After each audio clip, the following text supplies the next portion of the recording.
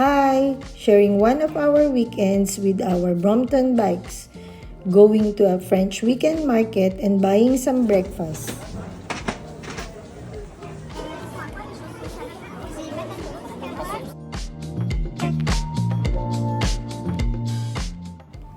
We know some people are fond of Brompton, so we thought of sharing with you our Barbour which we electrified with Swytch and some add-ons to the basic kit.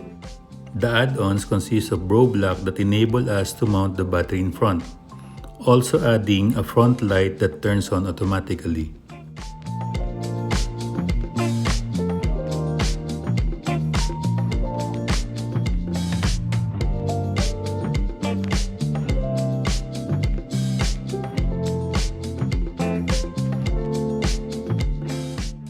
To keep functionality, we also added Brompton rear rack with lights.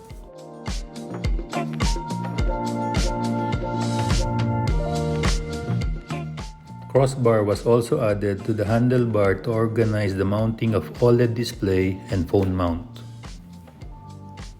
We replaced the original switch pedal sensor with a more compact version.